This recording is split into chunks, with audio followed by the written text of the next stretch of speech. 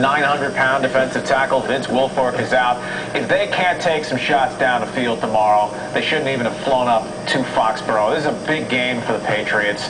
Tom Brady doesn't have any wide receivers, but they're going to run the ball against the Texans, even with Lawrence Maroney out. Please, no one bring up the Texans are so injured. New England is battered as well. It's just a good team as opposed to what we have here. Exactly. The NFL, though, is a copycat league. Can the Texans look at the Dolphins' tape and figure out anything? Well, if they get Jason Taylor, who you saw all over the B-roll where you're running there, defensive MVP candidate this year in the NFL.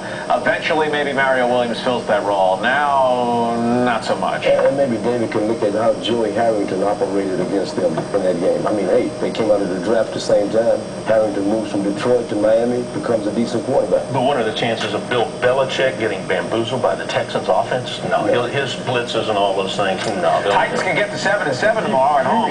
You guys are not painting a pretty picture right now. Jimmy should come out of retirement. All right, thanks, guys. Young in the shotgun. Gets the snap. He scrambles forward. Escapes 35-30. Young at the 25-20. 15-10-5. Touchdown, Vince Young. Stop the Vinsanity.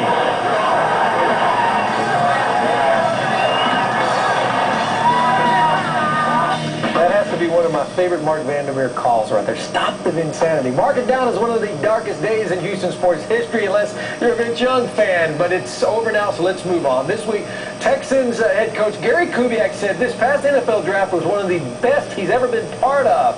Kubiak, of course, talking about draft top to bottom. Passing on Vince and Reggie, though, hard to get past. I think we've had one of the best drafts I've ever been around since I've been in professional football. What are their fans thinking as they see this rich array of rookie class? What are they thinking? Well, the Texans are going to tell you that Mario Williams was the guy that they wanted all along and they should have had him. We have a long way to go, you bet we do, and we're going to keep working until we get there. I'm here to tell you that if they could do it over again, they wouldn't draft Mario Williams. He's fun to watch for every fan, except if you're a fan of the Houston Texans. They'd either go with Vince Young, the local product, and the quarterback, or with Reggie Bush. And every Texan fan has to be saying, what in the hell did we do after the draft? Would I have taken Mario Williams above Vince Young? No, I wouldn't have. Above Reggie Bush? No, I wouldn't have. But if he turns out to be Bruce Smith, I always lean to the game breaker before I lean to the guys who may come up with a play or two a game. All right, the Texans taking a beating in the national media. Is it deserved? Was it expected, though? Well, right now, it's certainly deserved. The race isn't over, but they've staggered and stumbled and tripped over themselves coming out of the starting blocks on this. Meanwhile, the three teams, they were almost as bad as the Texans last year. Second pick, New Orleans. They're going to the playoffs. Reggie Bush playing a part. Tennessee, picking third, has won 4 in a row. You know about Vince Young. The Jets picked 4th. They're 7-6. The Texans still stink. They earn all the criticism they can take right now. But it doesn't mean the final verdict is in. You have to give it a couple more years. And so you look at the draft, I mean, everybody talks about Bush and Young and the passing of them. You look at, defensively, look at A.J. Hawk and what he's doing up in Green Bay. Can you imagine D'Amico Ryans and A.J. Hawk on the same defensive team?